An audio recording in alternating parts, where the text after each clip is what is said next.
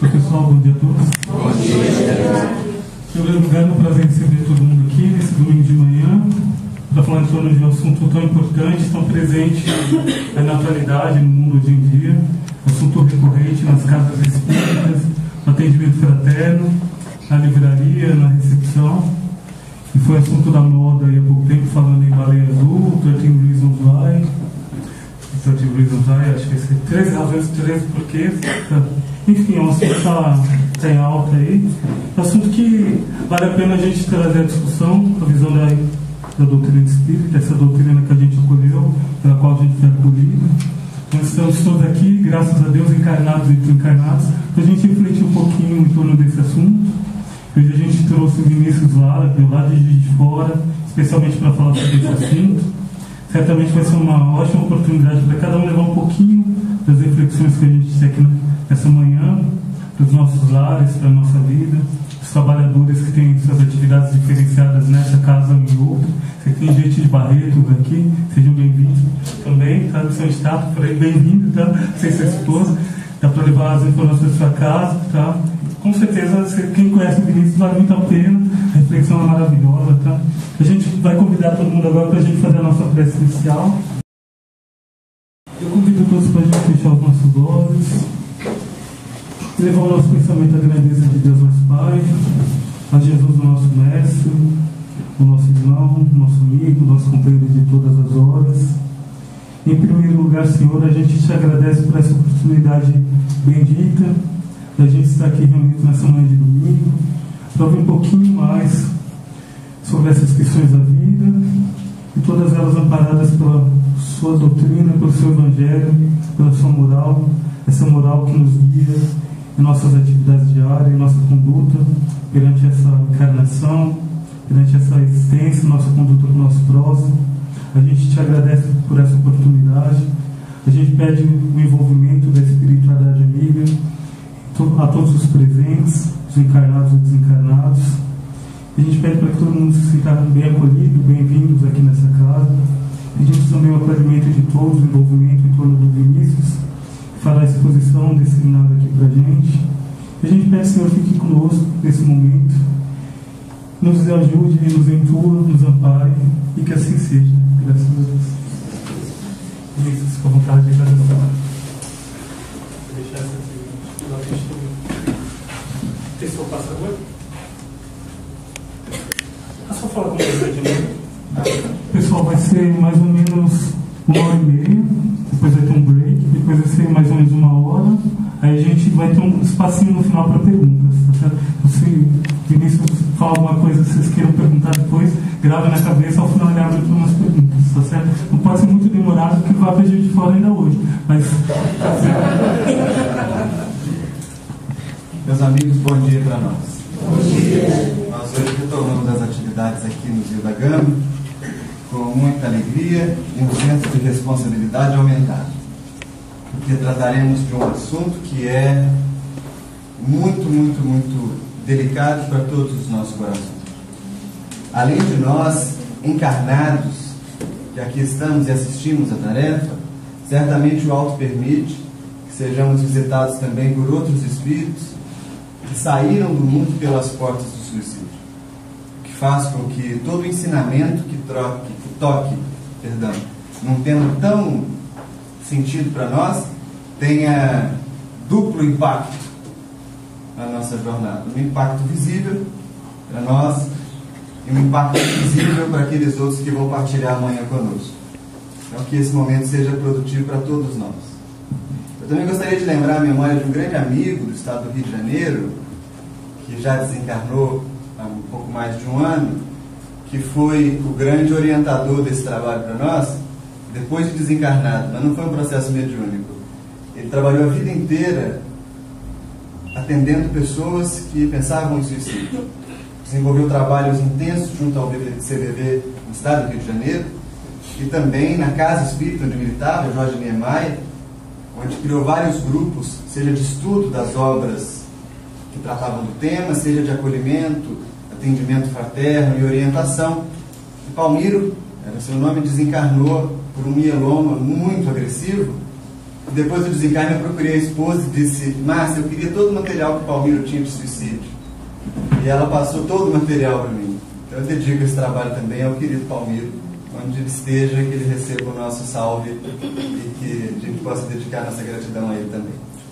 Vamos lá. Nós temos 2 temas para pensar que são bastante importantes. O primeiro é o próprio suicídio. E o segundo, certamente atrelado ao primeiro, mas não totalmente dependente dele, é a ideia da valorização da vida. De certo que, quando nós estamos diante de um quadro ou de tentativas, ou de pensamentos autodestrutivos, pensar na valorização da vida é fundamental. Mas a valorização da vida transcende o problema do suicídio. E nós vamos tentar, então, dividir a nossa conversa hoje em 2 momentos bem definidos. Os 2 primeiros tópicos, que são aqui para nós a visão espírita do suicídio e entendendo o suicídio, vão ser o nosso primeiro bloco. E nós vamos tratar do tema do autoextermínio. No segundo bloco, vocês não vão conseguir ler, esse aqui nem eu estou lendo,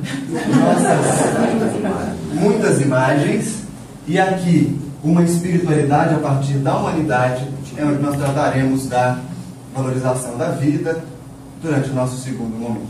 Ok? Se durante a fala vocês sentirem vontade de questionar algo, não precisa esperar até o final. A gente pode ir tentando conversar.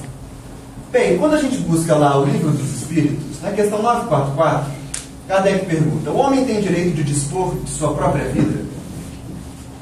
Porque, em tese, se eu sou o indivíduo encarnado, se a vida é minha, se eu sou aquele que serei lesado pelo autoextermínio, eu deveria ter direito de dispor da minha vida da forma que eu quisesse.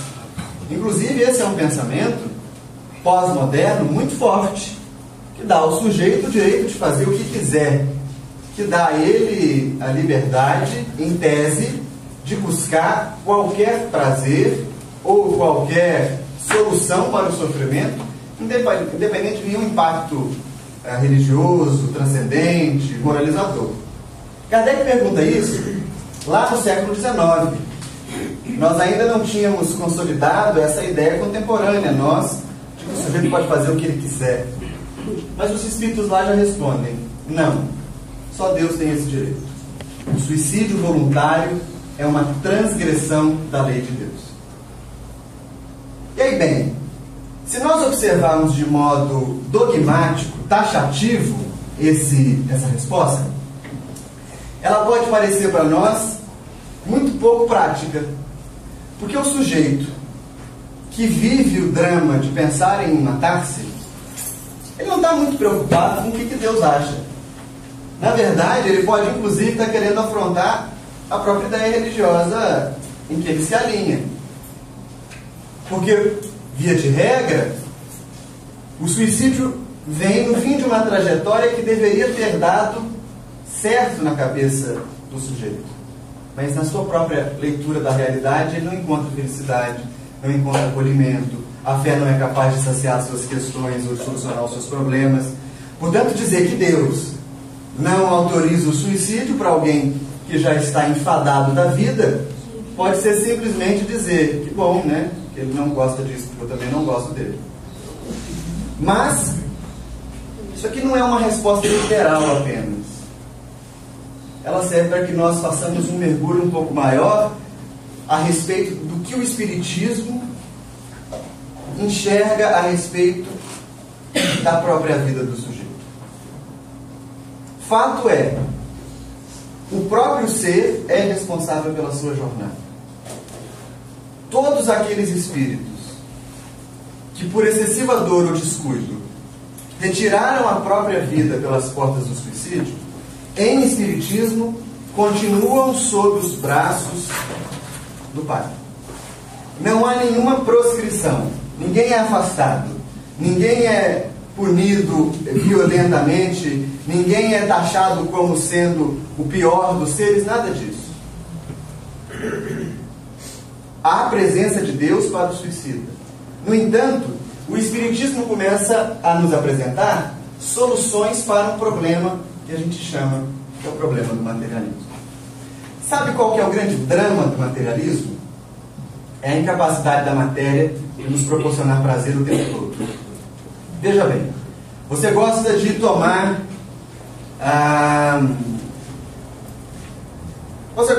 um aperitivo todo dia. E muito bem, você vai tomar o seu aperitivo durante 10 anos sem ter nenhum efeito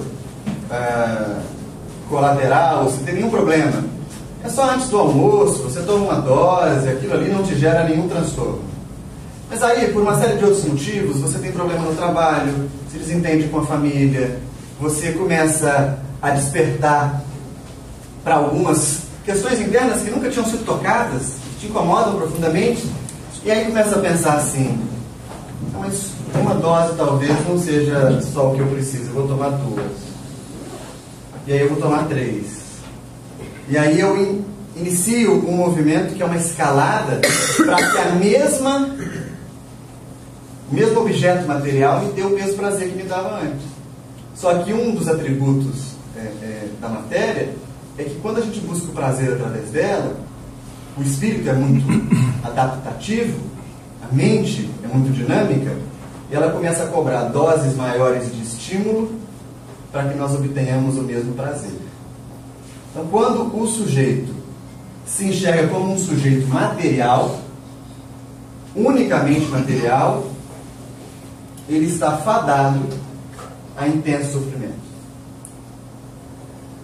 E quando nós dizemos um sujeito unicamente material, não estamos aqui dizendo que você tem que ser espírita, nem que você tem que ser católico, nem que você tem que ser evangélico, que tem que ter uma crença específica. Nós estamos falando, sim, de que é importante enxergar algo além da matéria. Quando a gente esbarra com pessoas que foram sem qualquer religião institucional, que lutaram por uma liberdade maior, e aqui nos vem à mente a figura de Abraham Lincoln, por exemplo, que nunca foi frequentador de qualquer igreja, tinha uma crença específica na vida e no sentido da vida, bem, ele sai do horizonte da matéria. Quando eu não sou capaz de sair do horizonte da matéria e me enxergo como um sujeito unicamente material, se põe um problema. Porque a matéria vai necessariamente decair na sua capacidade de me dar prazer. Então você é novo, é bonito, é bonita, você encontra a felicidade correndo, brincando, mas daí tem que começar a trabalhar, tem que começar a dar conta das coisas da casa, inicia um processo de amadurecimento, tem que assumir responsabilidades, e se unicamente se vê como um ser material, essas responsabilidades podem ser opressivas. E aí, bem, qual é o sentido disso tudo, não é? Quantas vezes a gente já não se perguntou por que Deus não criou a humanidade já perfeita? Tão mais fácil, né? Podia fazer um prim-pim-pim qualquer e a gente, pá! Por que tem que vir sofrer isso tudo? Há pessoas que não se adaptam ao espiritismo porque pensam, Deus me livre, tem que nascer de novo. Não é verdade? Uma vida só já não aguenta. Se fosse só 2, estava bom. Se fosse só 2, não é? Ora, então o materialismo prega um sujeito que é um sujeito incompleto. Outro problema que o materialismo nos apresenta é a ideia do nada, que pode ser profundamente sedutora para aquele que pensa em tirar a própria vida. Porque se o sujeito é unicamente uma amálgama material, se eu sou só esse corpo que Deus me deu, se eu unicamente sou responsável pelas minhas obrigações materiais concretas, sem nenhum desdobramento ideológico, sem nenhum desdobramento intelectual, sem nenhum desdobramento emocional, eu sou um pedaço de carne. Há, inclusive, pensadores que defendem a ideia de que a mente seria uma secreção do corpo. Sabe como o carro que anda e produz a fumaça pelo cano de descarga? Tem pesquisadores que pensam que o nosso corpo é um carro e a fumaça do cano de descarga é a mente. Como se ela fosse uma secreção. Se eu acredito nisso, qual que é o meu futuro? O nada. E se o nada é o destino, por que continuar sofrendo? Entende como é que o materialismo ele é perversor da nossa humanidade? E mais, se eu sou um sujeito material se o meu destino é a completa nulidade, quais vão ser os meus sentidos existenciais, se não unicamente obtenção de prazer? E obtenção de prazer a qualquer custo. Obtenção de prazer comendo, obtenção de prazer fazendo sexo, obtenção de prazer bebendo, obtenção de prazer tendo poder, destaque, projeção. Um prazer, digamos, totalmente autocentrado, focado numa única realidade. Luís XIV, o Rei Sol, dizia na França: "L'État c'est moi", o Estado sou eu. O indivíduo materialista disse: "O mundo sou eu, o universo sou eu, tudo sou eu". E nesse contexto, amigos, nós temos que convir. Suicídio faz sentido. Faz todo sentido. Não é? Faz todo sentido. O mundo moderno, que é o mundo que nos abriga, ele viveu uma crise grandiosa. E essa crise, ela vai surgir com o alvorecer do século XX. Sabe por quê? O século XIX foi marcado como um período de luzes. O Espiritismo surgiu no século XIX. Várias outras escolas religiosas espiritualistas que propunham o contato com o mundo invisível são do século XIX. Se tratava de uma providência divina que cuidava de todos os seres com amor, com zelo, com dedicação. E aí nós vemos em 1914 um assassinato do arquiduque Francisco Ferdinando em Sarajevo, ser o estopim do primeiro grande conflito mundial. A Primeira Grande Guerra Mundial, que acontece de 1914 a 1917. Começa com um assassinato. O mundo inteiro entra em guerra. Foi uma guerra terrível. Um soldado inglês escreve para o amigo: "Se perguntarem por que nós morremos, diga que foi porque nossos pais mentiram". Porque não havia sentido para aquela guerra. Havia sim um excesso de nacionalismo, posições ultraconservadoras de uma orientação política ou de outra, e toda aquela ideia de providência divina derrete como uma pedra de gelo no sol. A guerra acaba, a Alemanha sofre tratados draconianos, e nós temos em 1930, na década de 30, o início do segundo grande conflito mundial, que foi sem precedentes sobre a nossa terra. Milhões de pessoas foram mortas, e todo o pensamento religioso que vinha dizendo assim: estamos sendo conduzidos para um mundo melhor, Deus é muito bom, Deus olha por nós, ele dá de frente, ele se choca com o paredão do Holocausto nazista. Quando uma etnia inteira foi alvo de extermínio. E nós não estamos falando do período bárbaro, não estamos falando lá do começo da era cristã, nós estamos falando do século XX. Essa é a crise da pós-modernidade. Sentido para quê? Cadê esse Deus? Onde está essa verdade? Dizem que tem espíritos por aí, mas por que não impediram o Holocausto? Nós conhecemos um senhor que foi o único sobrevivente de uma família de 36 pessoas. Percebem? Quando eu questiono o sentido dessa forma, o suicídio tem toda razão. E nós não temos como negar isso àquelas pessoas que buscam a casa espírita com ideia autodestrutiva. Porque se ela vem dessa origem, é isso que vai vibrar na mente dela. Geralmente a gente recebe um indivíduo na casa e a gente quer ter uma empatia ao contrário com ele. O que é uma empatia ao contrário? Nós às vezes temos conhecimento espírita, a gente quer que ele se coloque no nosso lugar de ter conhecimento para entender o que ele está falando. Não é? A gente diz assim: mas você não entende da vida após a morte? Não. Não? Claro que não. Não, mas você sempre tem que partir do ponto de vista do outro, senão não. Exato. E quando eu vivo esse momento de empatia ao contrário, eu afasto o indivíduo da vida. Porque ele vem com o coração precisando ser acolhido, e eu digo: você está errado. Você não está pensando em Deus? Ah, para você, seu Deus, faz uma viagem longa. Sem volta.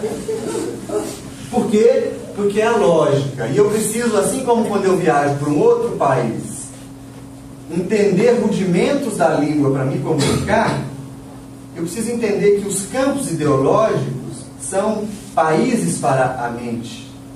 E quando eu vou dialogar com alguém que vem de um outro campo ideológico, eu preciso então dominar rudimentos daquela linguagem, para que a gente tenha uma conversa que seja entendida, né? Senão eu falo A, o outro entende B, eu respondo C, termina D, vai cada um para sua casa, ninguém entendeu nada. O Espiritismo, ele vai propor para nós uma outra leitura a respeito da realidade. E é aqui que mora a razão dos Espíritos responderem lá no item 944 que não podemos dispor da própria vida. Sabe por quê? Porque vida é uma só. E nós vivemos várias existências entre elas. Entre o estado nosso total na vida, né? Nós temos uma grande vida e nela várias existências. E percebam, o que o Espiritismo começa a nos propor é que existe um além. E que nesse além o ser sobrevive. Eu não acredito nisso, Vinícius. Você não precisa acreditar. É simples assim. Sabe por que não precisa acreditar? Porque você pode buscar entender o assunto sob os olhos da crítica. E ainda assim o fenômeno se mantém presente. Você pode propor experimentação a respeito da mediunidade, e não é porque alguém falou assim, você ouviu dizer por aí que tem espírito comunicando? Você vai dizer, nossa, que incrível. Não, é porque, bem, alguém já morto manda uma mensagem para o seu ente que permanece aqui, dizendo, olha, você não fez a declaração do imposto de renda, o leão vai te pegar. Põe aquela casa que a gente tem lá na praia. Meu Deus, como é que ele pode dizer isso? Alguns apressados vão responder que isso é o demônio. Porque o demônio é tipo um argumento de autoridade, né? O que é isso? É o demônio. Acabou, não tem discussão. Da mesma forma de Deus, né? Não, é o demônio. Aí você diz assim, mas eu não acredito no demônio. É ele também que faz isso. É isso que ele quer. Para te levar para o inferno. Ora, mas como que o demônio pode aconselhar nas suas comunicações que a pessoa tenha paciência, que ore a Deus, que seja bondoso, que faça o bem, que se modifique moralmente? Que demônio inabilidoso é esse? Ele deve estar com um excesso de gente nele. Para tudo sair, né? Então percebam, o Espiritismo começa a propor para nós, e ele não propõe como sendo uma possibilidade. Ele apresenta para qualquer um que deseje estudar o fenômeno o além e a sobrevivência do ser. O que vai se chocar com a ideia da morte e do nada. Porque a grande tristeza do suicídio, ou o grande susto, a decepção, é perceber que além da morte há vida. Geralmente, quando nós lidamos com trabalhos desobsessivos e lidamos com espíritos que partiram do mundo pelo suicídio, a reclamação ou a queixa maior é exatamente a descoberta. Eu tirei a vida do corpo, mas continuei existindo. E veja, se o sujeito busca a finitude ou a nulidade, ela é inalcançável. Porque o ser existe. E vai existir para sempre. De modo que o Espiritismo está propondo para nós que não existe esse nada. Você sempre será alguma coisa. E mais, você é hoje a soma de várias experiências que você já teve em diversas vidas. E mais, você será amanhã o resultado da superação da sua experiência hoje. O que muda completamente a forma que nós devemos lidar com aquele que pensa no autoextermínio. Sabe por quê? Porque esse indivíduo traz muito além do que a gente vê um universo escondido dentro de si. Nós não sabemos qual é o passado desse indivíduo. Dona Ivone do Amaral Pereira, uma grande médium espírita, que foi a responsável pela psicografia de Memórias de um Suicida, obra de referência no assunto, ela teria tirado a própria vida em 3 encarnações anteriores. Todas pelo mesmo motivo, diz ela: amor não compreendido.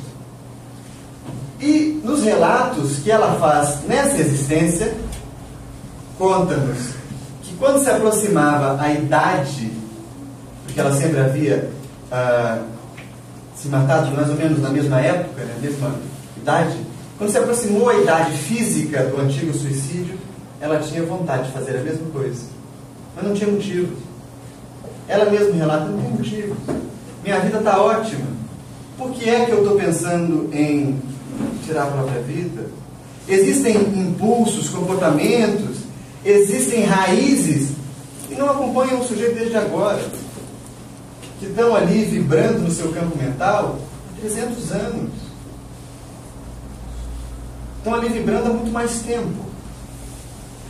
Portanto, o Espiritismo está mostrando para nós que o suicídio não existe, em última análise. E como você verifica isso? A partir da comunicação com o mundo invisível. Ah, mas quem que pode entrar em contato com os espíritos? Todos podem. Mas eu preciso de um médium bom, eu não tenho um médium bom. Esquece o médium. Médium bom é muito difícil. Muito tem autor. Bom médium é difícil. Bom se você encontrasse os 3 e pela força kármica das circunstâncias eles vão morar longe de você. Não se preocupe em encontrar um bom médium, porque o médium é uma ferramenta, mas não é a única ferramenta. A mente do sujeito, a nossa mente, pode ser comparada com a lâmina de um lago, a lâmina d'água de um lago. Então imaginem um lago, e quando há calmaria, a água fica bem asserenada e é capaz de refletir o céu, as estrelas, o sol, a lua. Se há tempestade ou ventania, a água fica agitada e ela não reflete o que está acima. A sua mente é assim. A minha mente é assim. Qualquer mente é assim. De modo que, à medida que nós buscamos calmaria no pensamento, nós nos comunicamos com o além espontaneamente. Através de um estado de sonhos, através de uma intuição, de uma memória, de uma lembrança. Há relatos, e talvez você tenha passado por isso, de num momento de muita dificuldade, você faz uma prece sentida e sente mesmo a presença do avô que se foi, do pai que desencarnou. Há pessoas que se lembram com tanta clareza que sentem o perfume, a fragrância. Eu estou dizendo, imagina consigo, eu estou ficando maluco. Não está ficando maluco, não. Todos podem passar por essa porta. Todos podem ter acesso ao mundo invisível. No entanto, é preciso que a gente acalme o espelho do lago. O Espiritismo vai atuar aí, acalmando o espelho do lago. Tudo bem até aqui? Por isso que o Espiritismo vai dizer que nós não devemos praticar o suicídio. É inútil. E é muito frustrante. Mas vamos entender um pouco melhor o problema do suicídio. Segundo o CVV, o suicídio é o ato, que é o Centro de Valorização da Vida, uma instituição seríssima, de incrível valor espiritual para o nosso país, que atende pessoas do Brasil inteiro, através do telefone ou através de capacitações. Segundo o CVV, suicídio é o ato deliberado, executado pelo próprio indivíduo cuja intenção é a morte. Deliberado. Além disso, é importante também nós considerarmos o comportamento suicida, que é caracterizado por pensamentos autodestrutivos, planos de autoextermínio e tentativas. Há muitos mitos a respeito do suicídio, né? Um dos mitos que a gente diz é assim: o sujeito que vai se matar não fica avisando. Ele fica avisando.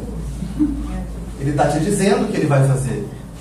E a gente, no auge da nossa arrogância, responde para ele assim: não, se quisesse se matar, já tinha se matado. Não, ele está te dizendo, por favor, perceba que eu não estou bem. Há indivíduos que alimentam pensamentos autodestrutivos que não chamam a nossa atenção, se mutilam discretamente, se julgam e se punem por não adequação, seja porque comeram demais, porque se julgam feios, seja porque não encontram a aceitação social que desejariam, e aí impõem punições a si mesmo, e nós imaginamos, isso é coisa de tomar um remédio. É um comportamento autodestrutivo. Há companheiros ou companheiras que planejam com detalhes como seria a própria morte. Inclusive, não é incomum que quando um caso de suicídio seja encontrado, seja efetivado, por trás da morte existe uma série de outros documentos, cartas, relatos, planejamentos, fotos, porque há plano de autoextermínio. Isso pode ser um comportamento suicida. Da mesma forma que tentativas. E as tentativas são um pouco mais concretas, a gente vê-las, a gente consegue percebê-las, né? A gente consegue estar de frente com as tentativas de autoextermínio. Então, olha, isso aqui compõe um quadro, que é comportamento suicida. Não é incomum, nós temos que também ter clareza disso, que o indivíduo pense em desistir da vida. Todo mundo aqui já deve ter amanhecido um dia e falar assim, que vontade de sumir. Não é? Que vontade de desaparecer, eu não estou dando conta. Algumas pessoas pensam, inclusive, de uma forma curiosa, que vontade de morrer, mas ainda não tem a vontade de se matar. Entende? Porque esse pensamento faz todo sentido diante dos pesos da vida. Não é? Às vezes a pessoa comenta com a gente assim, não, que vontade de morrer. Para com isso. Você está doido? Nunca mais falou nada.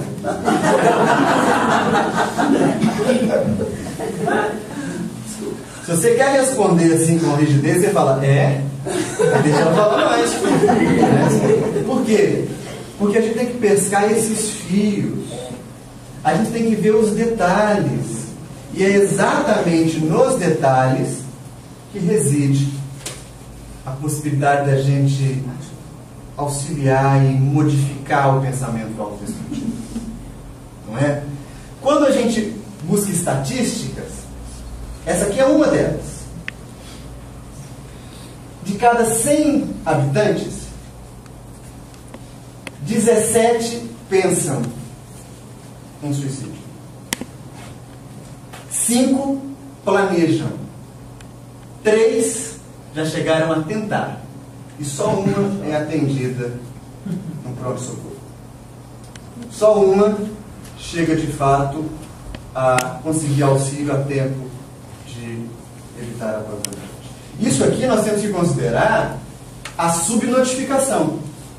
Nem todos os casos que dão entrada no pronto-socorro como suicídio são notificados como suicídio. Há um pacto na mídia que não se fala de suicídio. A não ser que seja um caso alarmante, o sujeito sobe no prédio, de um prédio público, se joga do prédio, é uma pessoa famosa, ou acontece algo que constrange o fato a ser público, ele não é tratado como suicídio. E, no entanto, o Brasil é o 8º país no mundo em números absolutos de mortes por suicídio. Entre as pessoas, entre os jovens de 15 a 29 anos, que é a maior faixa etária do suicídio, e, sobretudo, entre os homens, nos últimos 30 anos, o suicídio vem aumentando exponencialmente. No mundo, a cada 4 segundos, uma pessoa tira a própria vida. Nós estamos diante de uma epidemia silenciosa. E nós, pouco falamos sobre ela. Vejam, é algo muito sério. E muito mais sério porque é um tabu. A gente não fala com clareza sobre o suicídio. Você orienta o seu filho sobre contato com drogas, orienta o seu filho sobre comportamento sexual ético, mas poucas pessoas conversam com seus filhos a respeito do suicídio. É tabu. A gente vê nas escolas aulas sobre sexualidade, sobre política, sobre filosofia, mas não vê, com raríssimas exceções, momentos dedicados a se pensar com pensamento suicida. Gente, nós estamos tratando aqui de 17% da população ter pensamento suicida. 17%. Nós podemos estar aqui. Está tudo bem. Nós podemos estar aqui. Percebem como é sério? Isso, inclusive, vai refletir muito na nossa alienação religiosa. É uma profunda alienação. Nós, há pouco tempo, discutimos temas, seja liberação ou não liberação da droga, aborto, liberado ou não liberado, nos nossos órgãos superiores de gestão política ou judiciária.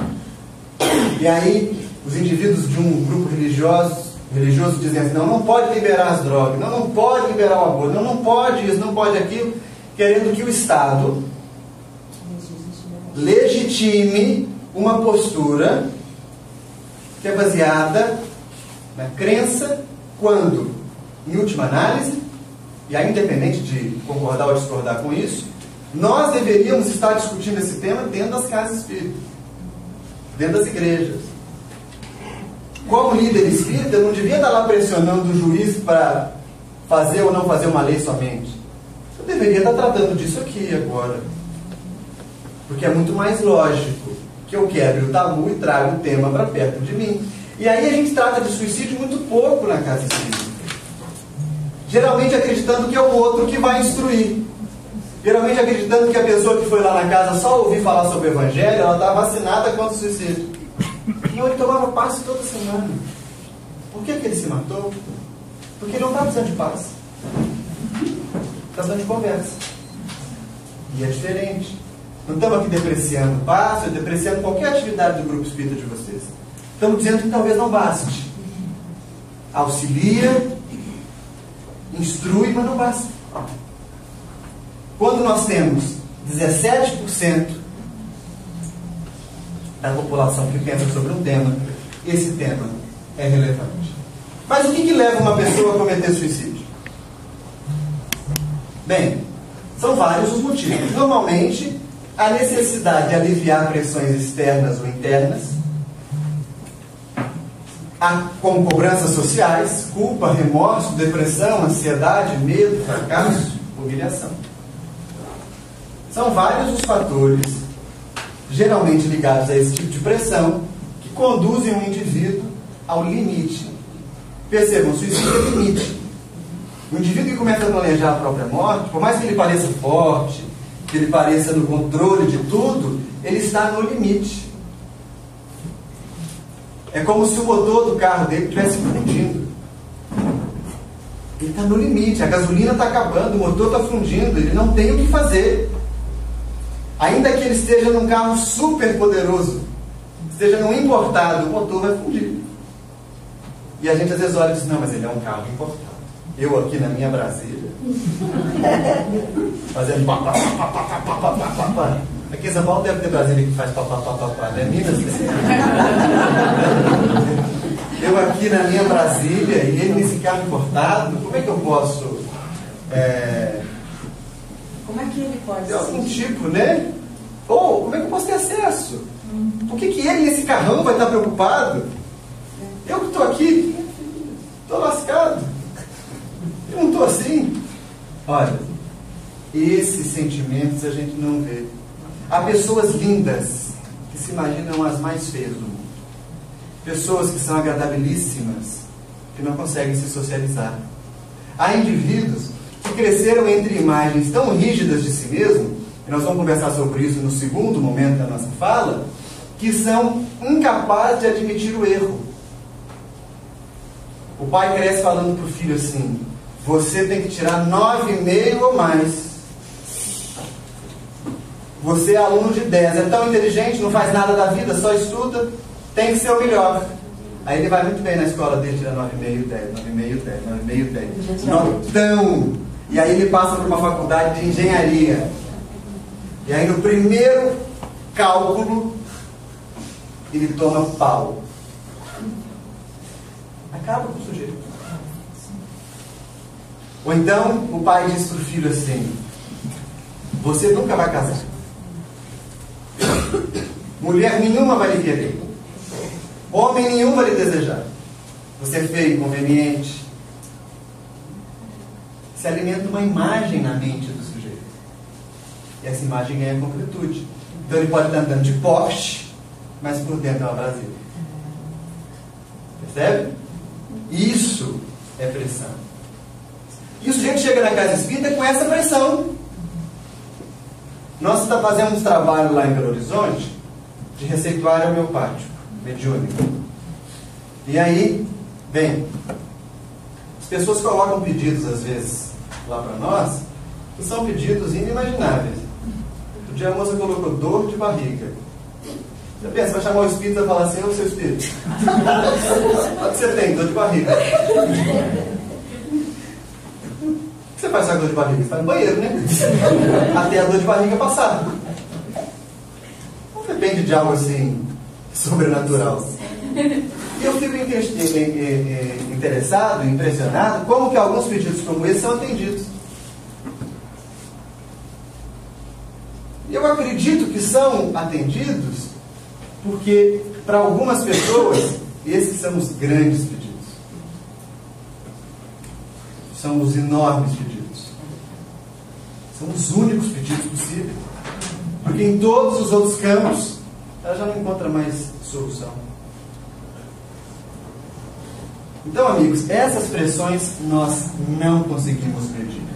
Temos que ter um feeling muito preciso. Casa espírita não é lugar, primeiro, de hierarquia. Hierarquia só a que advém da realização espiritual. E mesmo assim, não é para você estar num cargo. Eu fui presidente de casa espírita durante 4 anos. Eu nunca mais quero ser presidente de casa espírita. Eu fui quase um JK da morada. Fazendo 50 anos em si, construímos muita coisa e tal. Depois agora eu não quero nunca mais ser presidente de casa espírita.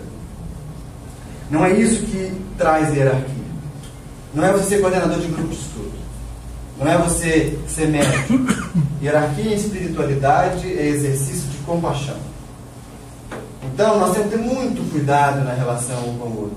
Porque o sujeito chega na casa, se senta e fica lá igual uma múmia, esperando o mundo espiritual se manifestar, apaga a luz, fica de boca fechada.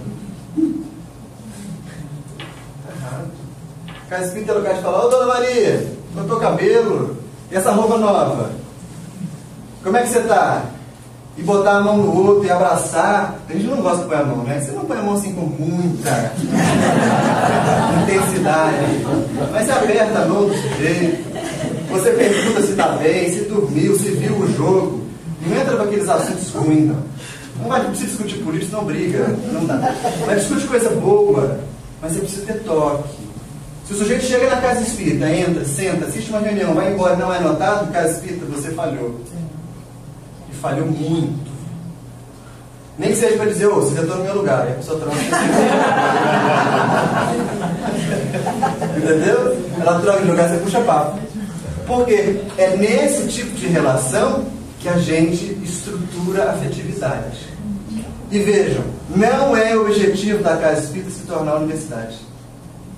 Não é o objetivo da casa espírita se tornar intelectualizada, como a gente vulgarmente entende o conceito. É o objetivo da casa espírita se tornar um lar. Deus me livre, mas eu brigo o dia inteiro dentro de casa. Tá, mas não é o seu lar, é um outro lar. É um lar como você gostaria que o seu fosse. Para que você possa, inclusive, levar da casa para o seu lar. Eu queria levar minha cama para a casa espírita. A gente que diz, para dormir lá, porque lá ninguém briga. Porque sua cama não está aqui. Se tivesse, ia brigar. O problema é a cama, não é sua cama. Tudo bem, então, que existe muita pressão. E o que caracteriza, mais especificamente, então, o comportamento de um indivíduo que está prestes a atentar contra a própria vida? Bem, primeiro sentimento, ambivalência. Ele está constantemente gravitando entre intenso apego à vida e uma rejeição total à vida.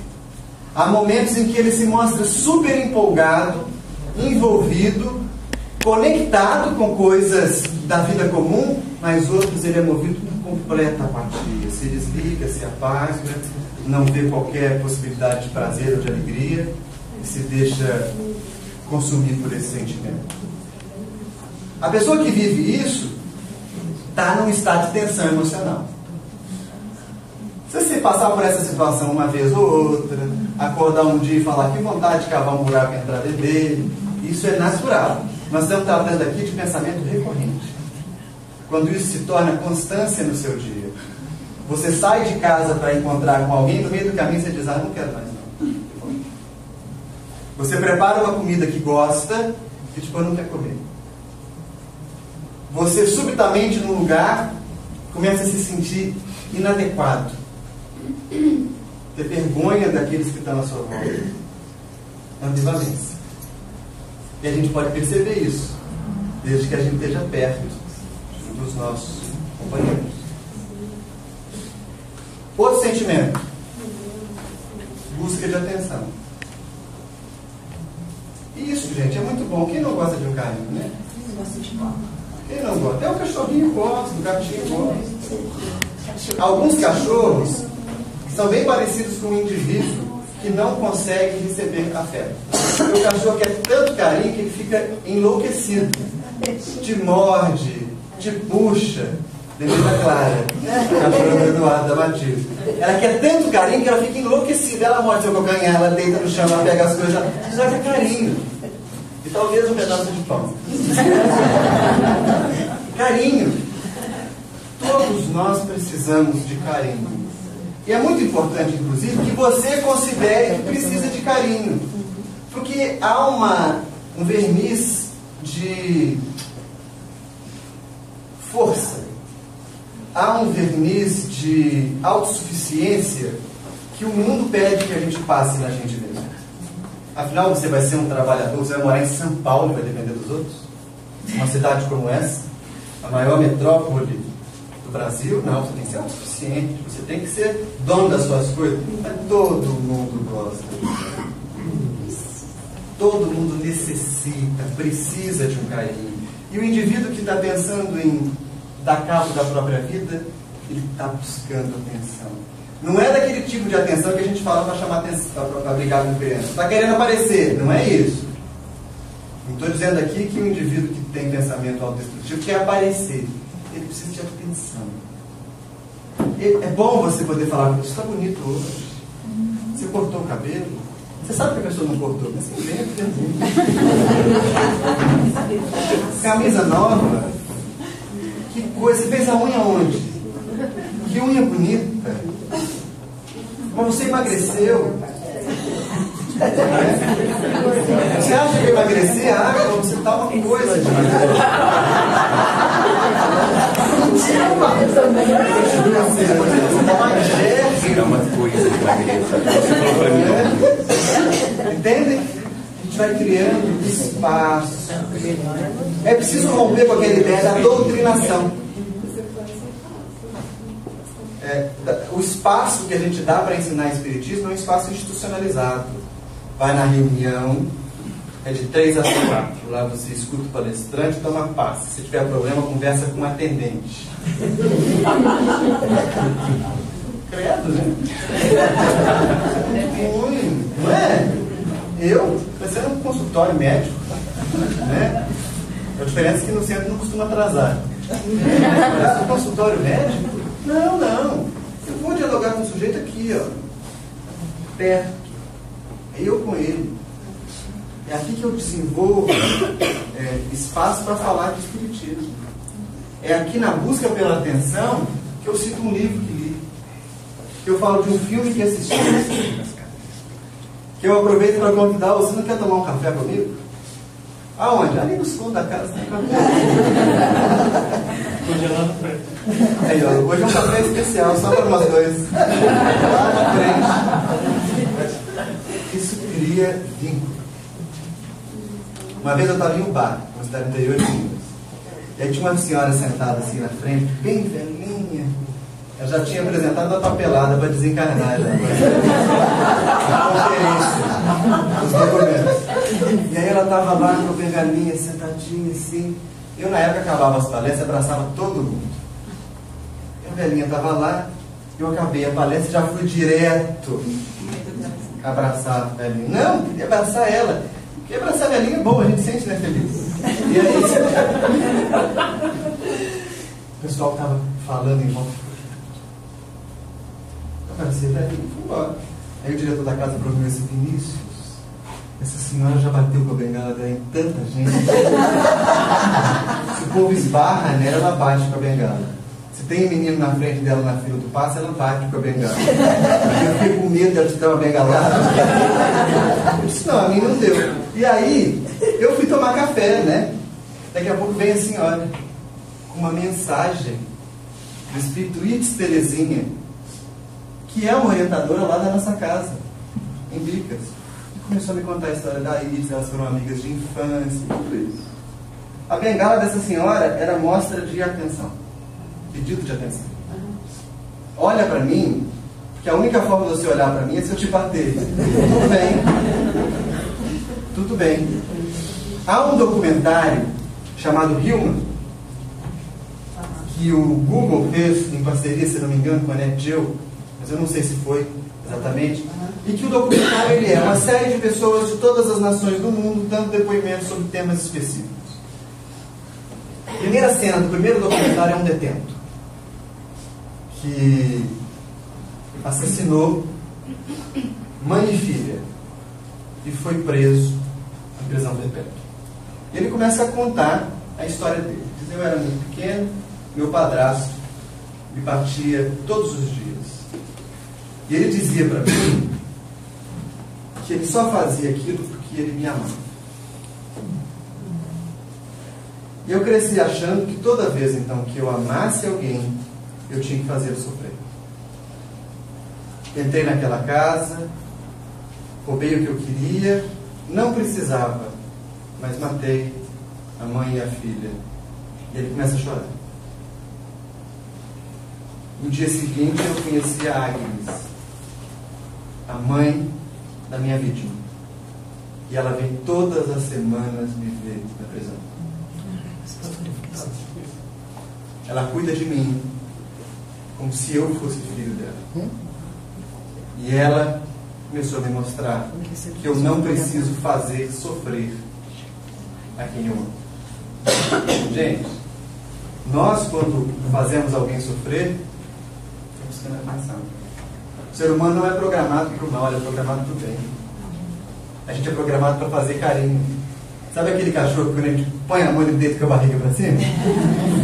Nossa mente é programada para o amor. Quando a gente não age amando é porque nós não estamos conectados com a nossa própria natureza. É a busca de atenção. Então, o sentimento de busca de atenção é um constante no indivíduo. Pensamento autodestrutivo. Terceiro, desejo de vingança. Geralmente o suicídio visa mais de uma morte. A morte biológica daquele que o comete e uma morte emocional a quem ele é dirigido. Então não é raro que a gente tenha cartas de suicídio dizendo: você não me compreendeu, eu não encontrei espaço, eu não fui feliz o suficiente. Então ele visa mais de uma morte. A vingança é muito comum, sobretudo entre experiências passionais. O marido se separa da esposa, a esposa tira a própria vida em punição ao marido. Ou o contrário. Não é? Perdi o emprego, meu chefe foi excessivamente duro comigo, foi rigoroso, além da conta, me tirou tudo que eu tinha, então eu vou matar-me para ele. Para que ele saiba e carregue isso a vida inteira. Eu vou colocar esse peso na minha mãe, que não soube tolerar a minha vivência sexual afetiva. No meu pai, que era excessivamente rigoroso. E eu vou colocar isso, eu vou pendurar isso no pescoço dele para sempre. Quando nós vemos casos, sobretudo de violência familiar, a vingança está muito presente. Às vezes a família preza pela dignidade social, né? Assim, pela boa aparência social. E o filho se descobre homossexual. A filha, homossexual. Meu filho não vai ser assim. E quando você estiver na minha casa, você não vai fazer isso. Você não vai mexer com essas coisas. Você vai ser normal. E aí a gente acha até normal quando algum, perdoe, imbecil fala que o problema da homoafetividade é só um pouco mais de violência. Se meu filho fosse gay, eu curava ele dando uma surra. Não é assim que funciona. Porque esse sentimento cresce muito. Ele se torna opressivo, ele se torna um monstro. E muitos casos de suicídio acontecem entre jovens homossexuais. Sofrem preconceito na rua, em casa, no trabalho, não encontram um espaço onde possam trabalhar, viver, confraternizar sem sofrer pressão. E aí vem para a casa espírita e a gente diz assim: ah, mas vai fazer o quê? Tudo que ele quiser fazer. Sabe em qual tarefa o homossexual pode trabalhar na casa espírita? Ou o alcoólatra? Ou o dependente químico? Em todas as tarefas. Desde que se adeque ao trabalho. E nós temos que ter cuidado com um pensamento muito ruim que a gente tem. Uma vez uma pessoa disse para mim assim: não tem problema nenhum o homossexual estar na casa espírita, desde que ele seja íntegro. Desde que ele não seja promíscuo. Aí eu perguntei para ela: porque se ele for promíscuo, você pode maltratar? É isso? Essa é a regra? Teríamos que saber da vida pessoal de todo mundo, né? Exatamente.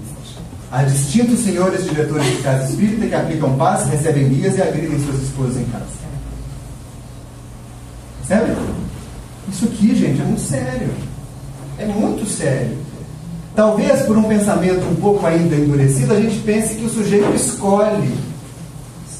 Ah, hoje eu resolvi ser homossexual, então eu posso desresolver.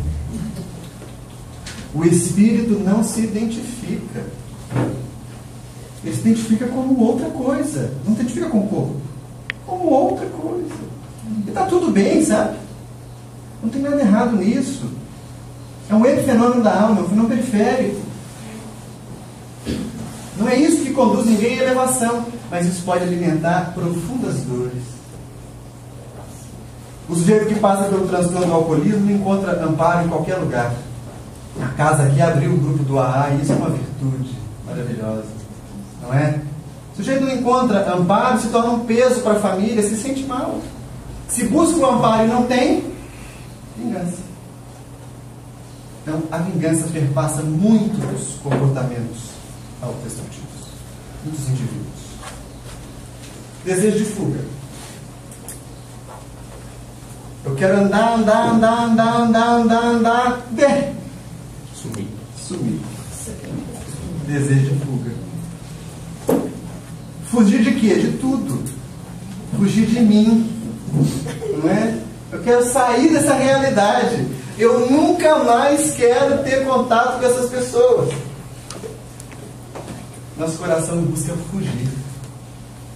E olha que imagem interessante, meu coração preso. Às vezes nosso coração está preso e a gente pensa: eu já tentei de tudo. A única coisa que eu não tentei foi me matar. Então eu vou me matar porque aí eu fujo do problema. Eu me afasto. Isso vem junto com a busca por um lugar melhor.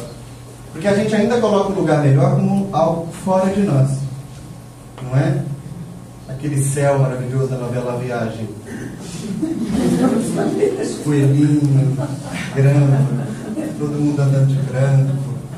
Eu acho que eu no plano espiritual vou usar vermelho só para contrariar. Vai chegar lá, vai ver o espírito de vermelho, é o Vinícius. Então a cor mais vibrante, um azul, um roxo, isso aí, uma coisa bem... é o Vinícius. Por quê? Porque a gente põe esse lugar diferente fora daqui. Mas o indivíduo que pensa em se destruir, em se exterminar, ele vive tanta angústia que ele não consegue nem pensar como seria esse lugar melhor. Ele só busca fugir para esse lugar melhor, mas não sabe como é. Não tem ideia de como vai ser.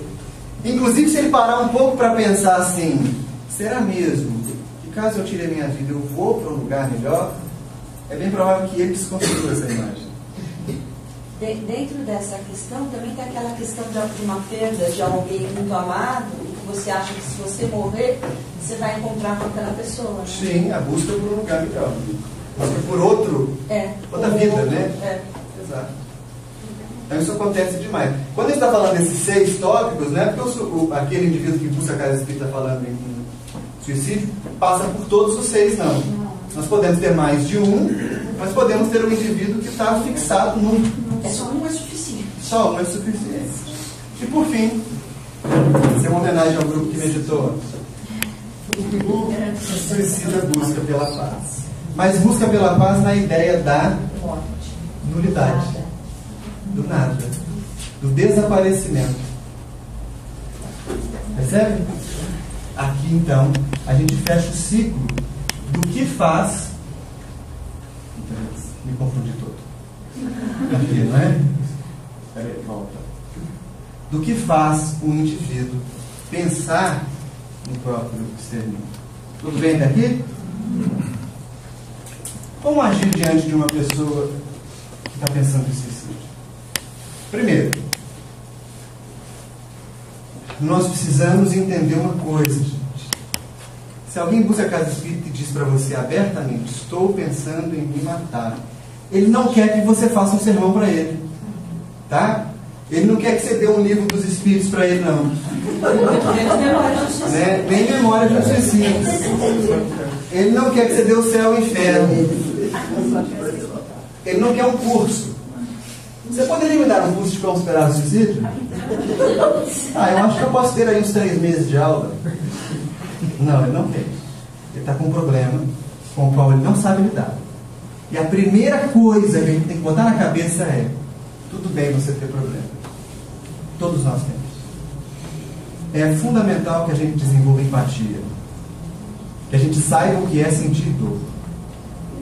Porque às vezes a pessoa diz: eu estou querendo me matar porque o meu namorado terminou comigo. Vocês namoraram quanto tempo? 3 meses. Aí você pensa: vamos ao serviço.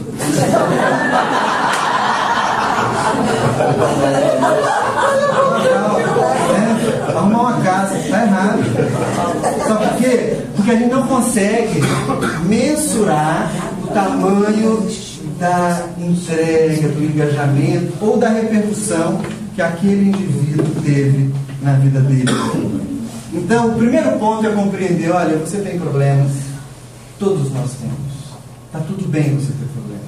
O seu problema não precisa ser o motivo para você tirar a própria vida. Há caminhos, há soluções. Entendem? Não é uma coisa de doutriná-lo teórica e racionalmente. É de perceber que ele é um ser humano entre outros seres humanos. Porque quando o sujeito acredita que só ele tem problemas, ele entra num estado de bastante sofrimento. Você levantou a mão? Eu acho que mais ou menos, não sei, acho que é mostrar o tamanho do problema. Porque eu acho que a gente sempre acha que o nosso problema é maior que de todo mundo. Eu não gosto de falar em público. Então, eu acho que tipo assim, que eu sempre acho que o meu problema é maior do que todo mundo. E na verdade, a gente tem que ver, é pequeno, é grande, é mostrar que tudo tem uma solução. Que não necessariamente a morte. Mas o que é mais importante nesse processo, como é que você chama? Beatriz. Falou tudo bem. O mais importante é a gente deixar o outro perceber que naquele momento ele está diante de um ser humano como ele. E não diante de um robô. Ou diante de alguém que está fazendo análise dele. Sabe por quê? O sucesso do CVV é exatamente isso. Exatamente. O grande sucesso do CVV é esse. Ali não está diante dele alguém, não é um terapeuta, não é um psicólogo que está na frente dele, não é um psiquiatra que está na frente dele, é um outro ser humano. Está dizendo assim: olha, eu sei o que é isso. Está tudo bem. E agora como é que a gente vai ressignificar? Ainda que ele passe toda a conversa achando que o problema dele é maior. Não tem problema. Mas olha, como que nós vamos lidar com esse maior problema? Como que você pode dar outro sentido para ele? E a própria pessoa faz a análise. A filosofia do CVV passa por isso, né, Exato? O atendente não orienta objetivamente nada. Ele leva a própria pessoa. Não existe dorímetro. Exatamente. A dor do outro é do outro, tá? Nós damos um exemplo, se me permite, uma perda de um pai e a perda de um cachorrinho, qual que é mais grave? Tá? Então a pessoa fala para você assim, perdi meu cachorrinho, deixa pra lá no pet, adota um, tem tanto abandonado, você está menosprezando. Aí passa um outro, o que aconteceu? Eu falei, acabei de enterrar meu pai. Nossa, você deve estar sofrendo. Que sofrendo, aquele velho vagabundo. Abandonou minha mãe, eu tinha 6 meses, minha mãe teve que ir com um tanque lavar roupa. Ainda bem que eu só conheci agora, senão eu matava ele antes. Você nunca pode mensurar, não existe um dorímetro para você mensurar a dor alheia. Exatamente. Entendeu? Então, olha, é um ser humano com o outro. Tá tudo bem, vamos lidar com o seu problema. Outra coisa, o indivíduo com pensamento suicida, ele precisa de ajuda. Não hesite em oferecer. Amanhã pode ser tarde. Posso conversar com você hoje? Mas amanhã que é o atendimento. Volta amanhã. É agora. Eu participei de um encontro da USE, regional nossa lá de Ribeirão Preto, e uma pessoa defendendo uma casa espírita que atendimento é só na casa espírita. Nossa! Que você tem que marcar que você não pode fazer o atendimento fraterno fora da casa espírita. Falei, então você vai falar, você espera a sua vontade de suicidar, é um erro. Exatamente. Um radicalismo como você tem que colocar. Exatamente, não pode ser assim. Eu quero só narrar um caso que aconteceu aqui semana passada. A gente tinha acabado de abrir a casa, né? Quer dizer, tinha uma pessoa aqui, né? E chegou um senhor com uma moça extremamente vulnerável, desequilibrada, falando em suicídio. Né? A pessoa que estava aqui, que nem era atendente fraterno, né? Percebeu a gravidade da situação, né? E acolheu essa pessoa, esperou chegar mais alguém, né? E aí eles fizeram o atendimento espiritual necessário, mas também o acolhimento da pessoa, de conversar, de amparar, indicar um psicólogo que pudesse auxiliar essa pessoa, né? E tudo isso antes de a gente abrir a casa para os trabalhos, né? E o mais interessante dessa história é que essa pessoa estava tão precisando de ajuda que ela nem era espírita, né? Ela foi no dia seguinte já procurar um psicólogo, e aí a gente descobriu a coisa mais interessante de todas. Esse senhor que trouxe ela, sabe quem era? O motorista do Uber. Ela pegou um Uber num estado tal que começou a conversar com o motorista, a esposa dele é espírita, né? Falou assim, não, peraí, você não vai se suicidar, não, isso tem jeito. Peraí, minha esposa frequenta uma casa espírita, mas é longe daqui. Procura aí no Google, Centro Espírita no Morumbi. Foi assim que ela chegou aqui. Né? E se a gente tivesse falado assim, não, o atendimento só começa às 8 da noite. E esse motorista do Uber não tinha curso nenhum. Esse que eu ia falar, você foi com intuição própria, né? Sentimento, coração. Então, olha, não hesite em oferecer. Amanhã é tarde. É agora. É nesse momento. Ainda que a pessoa não chegue para você e diga assim, estou pensando em me matar. Mas a gente tem que ter o feeling de perceber o seguinte: quando você se torna espírita, ou quando você busca um caminho espiritual, posso dizer então pelo Espiritismo que é aquele que nós nos encontramos. Mas isso deveria valer para qualquer escola de fé. Você, na expressão de um autor que escreve pelo Chico, escreve seu nome nos livros dos céus. Então funciona bem assim, ó. Desespero. A pessoa está em desespero. Para quem que nós vamos mandar ele? Para quem que nós vamos mandar ela? Aí o espírito guia da pessoa vai lá e diz assim, mas quem está perto? Exatamente. Tá aqui, ó. Motorista do Uber. Então vamos lá. E aí você está na sua casa, a pessoa bate na sua janela. Sai fora. Estou dormindo. Só no centro. Aí eles dizem assim, pois é, vamos ter que mandar para o outro. É isso. Não pode ser. Não pode transcorrer dessa forma. quando a gente assume a tarefa espiritual e começa a ter o Evangelho brotando dentro da gente inscreve o nome nos livros dos céus. Então não hesite em oferecer ajuda. É muito importante que a gente faça. Outra coisa, nós devemos ter uma postura muito respeitosa para aqueles que partiram pelos suicídios. Em algumas religiões que praticam a extrema-unção, o suicida não pode receber extrema-unção. Não podia ser enterrado no cemitério, né? Mas isso, o cemitério já mudou. Da extrema-unção, ainda hoje, alguns padres não aceitam fazer missas, ou fazer a prece no momento do enterro do corpo. Alguns pastores também não fazem. Pois é. Então vejam, para nós isso aqui é uma violência tremenda. Porque o indivíduo já vive a dor mais aguda que ele podia viver, que é de dar cabo à própria vida e perceber que não morreu. E outro problema também, Vinícius, em algumas casas, em algumas palestras que a gente vê, né, é como as pessoas abordam o suicídio dentro da casa espírita, de forma que se você está lá sentado lá ouvindo essa palestra, você perdeu alguém através do suicídio, você vai sair desesperado em vez de sair emocionado. É importante que a gente tenha bons pensamentos por esses espíritos. Sabe por quê? Porque morrer pelo suicídio não é mais criminoso do que qualquer morte convencional. O único problema, a gente tem que deixar isso muito claro, os espíritos falam isso para nós, é, acima de tudo, a consciência de que a morte não existe. E aí há uma série de estados mentais que podem levar o espírito a um estado de desconforto, a uma vivência de desconforto grande. No entanto, não é maior ou menor do que outros tipos de morte.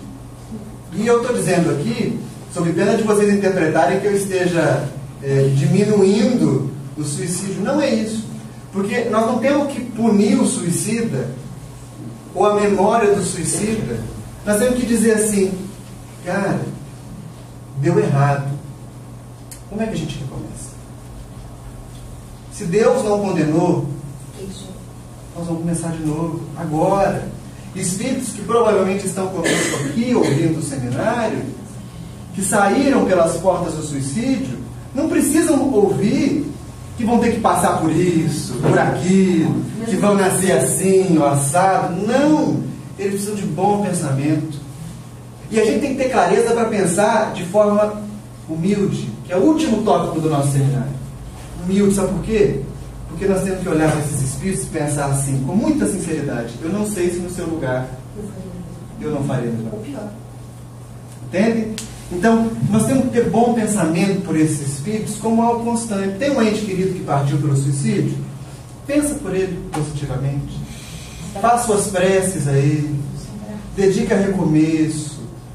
Dedica que ele tenha oportunidades. Faz uma obra boa na casa espírita, na igreja. Faz uma obra boa e dedica o mérito para ele. Olha, eu estou ajudando aqui essa família, eu estou alimentando essa pessoa que tem fome, e isso aqui é como se você estivesse fazendo. Dedique esse mérito para o seu ente que partiu, para o seu amigo, para o seu conhecido. Ou se você esbarrou com um caso de suicídio num obituário de jornal desapercebido, é para você. Insere ele nas suas preces. Faz esse trabalho de adotar um indivíduo, adotar espiritualmente um indivíduo que não foi suficientemente forte para suportar o peso, o sofrimento. Ok? Então vejam, o bom pensamento para com o suicida é fundamental. E por fim, a gente vence o suicídio por um exercício de compaixão e de fortalecimento de vínculos. Você gosta de ter alguém te esperando em casa e que te diz, nossa, como você está bem, como foi seu dia? Gosta? Então o outro você também deve gostar disso. Você gosta que alguém te mande uma mensagem dizendo assim, ó, te vi na rua, eu estou com saudade, como é que você tá? O outro também gosta. A casa espírita deve ser o espaço de fortalecimento de vínculos para nós mais acessível. O sujeito chega no templo e diz, eu quero servir aqui. Como que eu faço? Não tem que dar um jeito. Vai ajudar a entregar papel, vai servir água, vai limpar banheiro, vai varrer o chão, vai arrumar cadeira, vai fazer o que tiver que ser feito, porque a gente cria fortalecimento de vínculo. Não é nada muito fantástico, vocês percebem? Nós não estamos tratando de que você tem que ser iluminado para impedir um suicídio. Você tem que ser assim, pós-graduado em espiritismo. Você tem que ser só outra pessoa. E quando a gente tem um espaço como esse, a casa espírita deve servir para que a gente receba essas pessoas, para que os espíritos mandem para cá. Ó, nós estamos aqui no Morumbi, onde é que nós vamos colocar essa pessoa? Lá no Zio da Gama. E os espíritos devem dizer: eu tenho esperança de que ele vai ser acolhido como um ente querido e depois de uma viagem longa chegou. Cursos excessivos não são positivos. Formações muito duradouras não são positivas. Excesso de rigor não é positivo. Alguém vai me dizer então, mas onde fica a fidelidade doutrinária? Fidelidade doutrinária não é fidelidade de doutrinação, é de método. Então nós temos que imaginar que a casa aqui tem um método de lidar com o ensino dos espíritos, que é o que Kardec propunha para nós. Além disso, ela deve se tornar uma sociedade familiar. Ela tem que se tornar um espaço de convivência aberto a todos e atento àquilo que as pessoas não dizem. Certa vez, eu recebi lá em Juiz de Fora um companheiro do estado do Rio, palestrante, médium, uma pessoa que tem um trabalho maravilhoso, e ele me entrou em contato comigo, me ligou dizendo que ouviu um assunto meu, que queria conversar comigo. Ele é alguns anos mais velho que eu apenas, e estava com muitos problemas ligados à mediunidade, gostaria de conversar comigo. Precisa vir aqui para casa, passar o fim de semana aqui comigo. Nunca o tinha visto. Até agora vem para cá. Ele chegou lá em casa e tal. Um determinado dia, a Carol saiu, não sei porquê, ou ele pediu que ela saísse, eu não me lembro, e a gente ficou sentado na mesa conversando. Ele disse para mim assim: eu tenho um problema muito sério. Qual que é o seu problema? Eu acho que todo o mal que eu vivo é fruto de um relacionamento que não deu certo. Eu falei: oh, que coisa, mas isso aí a vida segue, o que a gente precisa resolver? Como que eu posso te ajudar? Ele falou: a menina é daqui, a moça é daqui de Juiz de Fora, e eu tenho muita dificuldade de vir aqui sem me ligar a ela. Eu ouvi toda a história, e de repente o olho dele se encheu de lágrimas. Ele começou a chorar. Eu continuei em silêncio, e ele disse para mim assim: sabe o que é? Não é uma moça, é um rapaz. E ele ficou esperando que eu respondesse algo para ele. E eu continuei quieto também. Eu fiquei em silêncio. E aí eu disse assim: mas o que tem a mais disso? Não, o problema é esse. Problema? Por que é problema? Ele desabou chorar. E disse: ninguém nunca falou assim comigo. Só você. Eu disse: bem, eu não tenho nada a ver com isso. Acho que se vocês são felizes ou infelizes, tem que buscar o seu caminho de realização. E aí ele desmontou. Mas jamais diria isso numa casa espírita. Jamais falaria isso com naturalidade se não fosse criado no ambiente familiar. Entende? Então a gente tem que olhar as pessoas que estão com a gente e pensar assim: como é que eu posso ser útil para aquele companheiro? Será que ele tem algo ali que ele não está querendo, que ele não consegue me falar, mas que o martiriza? Será que eu posso estar presente? Como que eu participo da vida dele ou dela? Como que eu acesso ele ou ela? E assim eu começo a fazer um exercício de compaixão. Amar a todos e construir uma sociedade forte. O ideal é que a pessoa venha na casa espírita e não queira ir embora. Então que ela conte os dias. Nós está chegando sábado. Está chegando quarto. Hoje é dia de lá ver o Fernando. Tem gente que vem terça, quarta, sábado. Hoje é dia de lá ver a Marli. Hoje é dia de tomar chá. Né? Hoje é dia de fazer algo, mas fazer algo que marca a sua rotina.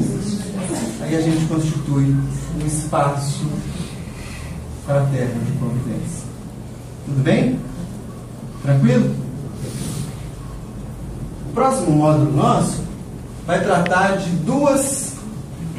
vão ser dois tópicos. O primeiro, agora já caminhando um pouco mais para a questão da valorização da vida, nós vamos conversar um pouco a respeito das nossas imagens. Nós construímos muitas imagens a respeito de nós mesmos. E em seguida, nós conversaremos um pouco sobre uma proposta de espiritualidade a partir da condição humana. O que é o caminho para a gente poder tentar superar essas ideias de autodestruição que podem estar querendo se alojar no nosso pensamento e no nosso coração. Nós vamos juntos, não vamos? Então, vamos fazer um break, a gente toma um café e volta em seguida.